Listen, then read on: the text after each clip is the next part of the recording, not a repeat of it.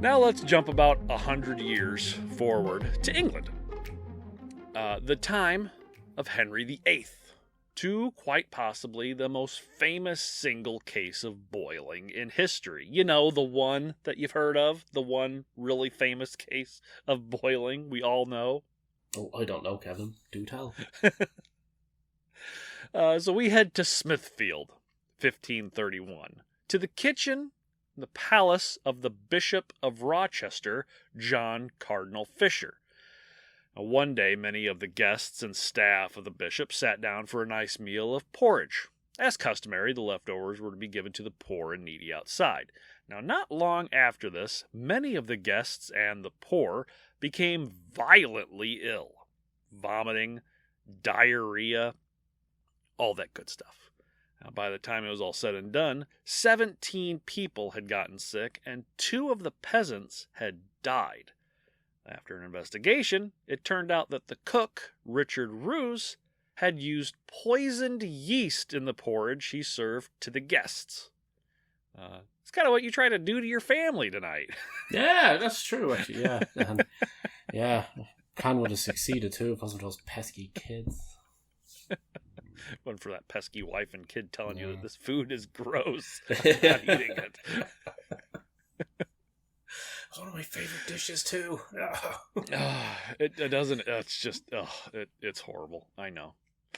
Now, Rouse would go on to claim that he had put laxatives in the food as a practical joke, but not poison. But in any case, people had died. So Rouse would be taken into custody, and Henry VIII signed a decree stating that poisoning was seen as treason, and that the punishment for said treason would be boiling. You may ask, why such a harsh treatment? Or why such a harsh punishment for something like poisoning? Couldn't they y'all just remember what happened to me when I stole an orange that time, so... The Dutch were not too happy about that one, so... They hung you up to dry afterwards. Okay. So, back in these times, the nobility were absolutely terrified of being poisoned, with so many people, wanting you dead all the time. It was one of the easiest ways for someone to get to you. So a harsh punishment had to be attached. Many people wouldn't be afraid of being hanged or beheaded. It's quick and mostly painless. If you really, really want somebody dead and you're willing to die for it, then if the punishment is, we'll cut off your head, well, at least you're not going to suffer. Mm-hmm. Yeah. Boiling, however, boiling was not quick or painless. So, on April 15th, 1532, Rouse was tied up and lifted in the air by chains that were threaded through a pulley. Then the executioner began to dunk him in the boiling water over and over again in public. Now, the spectacle was such a sight to see that it quickly grew a crowd. Quote, "He roared mighty loud, and divers women who were big with child did feel sick at the sight of what they saw, and were carried away half dead. And other men and women did not seem frightened by the boiling alive, but would prefer to see the headsman at his work." So some people were like, "Oh, goodness gracious," and other people were like, "Dunk him again!" It's like a giant human tea bag. It's just live action Halo. You're just teabagging. Yeah. Dip, potato chip. Dip, potato chip. So Rouse was dunked and boiled for over 2 hours. Come on, before really? He finally died. Jesus. Yeah. Seems excessive, but it's not even close to the worst. It's not even close to the worst that we'll see. So, did you ever have a pot going and you get the tiny splash onto your arm or something? Just the couple of drops, and it's like if you did that to me a few times, I'd tell you whatever the hell you wanted.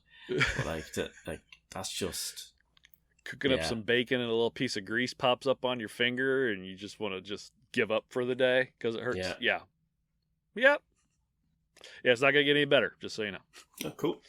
That's what we're here for. So other than the whole laxative story, he never gave an actual reason for the poisoning. However, some believe that he was commissioned to poison the bishop by Henry VIII himself, because the bishop forbade him from divorcing his first wife, Catherine of Aragon.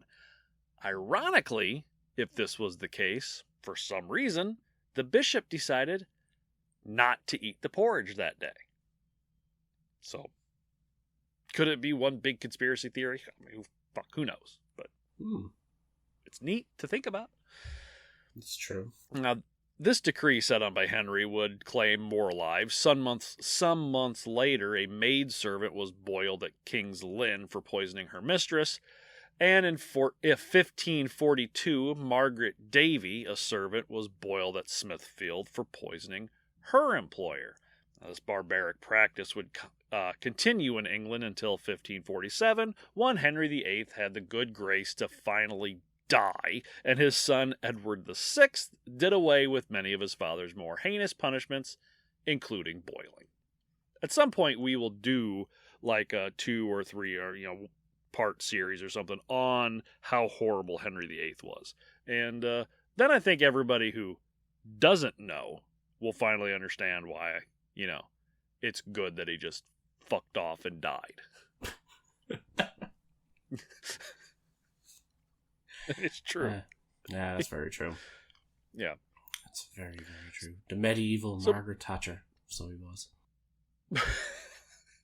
Were you guys happy with... Is Margaret Thatcher alive? Nope.